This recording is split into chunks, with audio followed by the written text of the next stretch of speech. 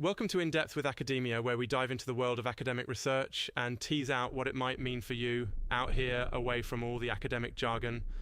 I'm Richard Price, CEO of academia.edu, and today we've got a fascinating paper by Mharlyn Merritt called The Treason of Images.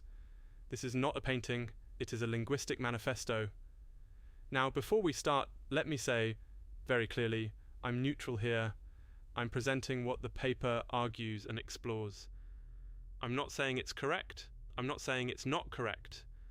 I'm just sharing it so we can all reflect and, maybe see things from a new angle. So, let's jump in.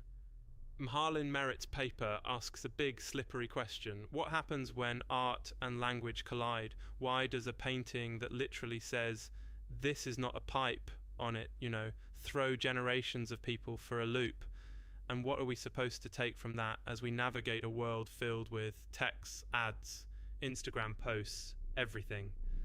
It's a question that kind of gnaws at the heart of how we see and understand reality itself.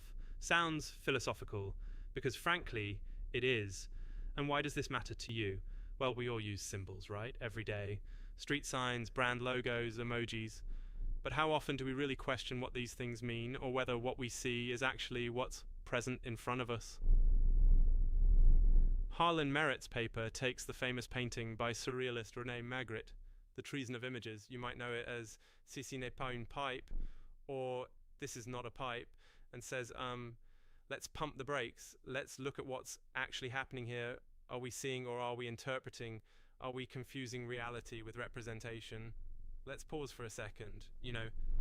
I remember seeing a painting once at a gallery opening, and I spent like 15 minutes trying to figure out whether the squiggly thing was a river, a snake, or just a weird abstraction.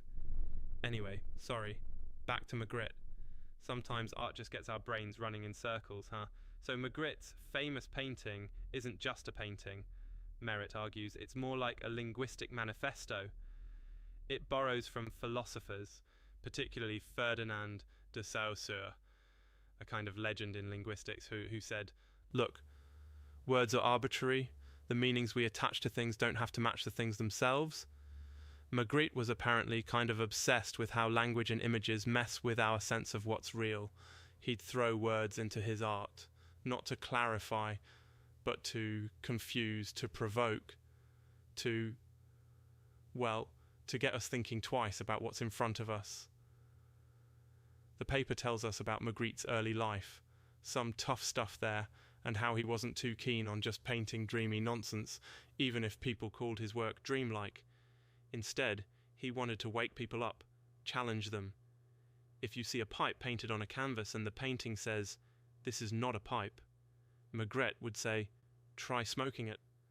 What he meant is, it's not an actual pipe. You can't puff anything through it. It's a picture, a symbol, a representation that tricks us into seeing a real thing that isn't there. Why is this so significant? Because our brains run with these mental shorthands every day. We see, or think we see, what we expect or what we've been taught to see. Ads manipulate symbols to hook us. Brands build entire worlds with images, politicians. You get the idea. Merritt argues that by breaking up this habit, by forcing us to question what connects a thing to its label or image, Magritte was sort of engaging in a one-person revolution against complacency.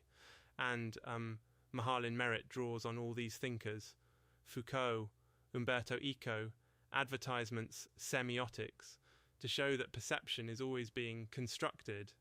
It's, how do I put this? A painting isn't just a visual trick. It's a conceptual trick. Our minds fill in the blanks. But here's the kicker. If we learn to look beyond the immediate symbol or word, maybe we can open our minds to new kinds of realities. That's something the paper suggests directly. Reality is malleable. It shifts depending on perception, upbringing, culture, everything. So, what does this mean for you? Maybe you start noticing when an ad manipulates your feelings with a symbol.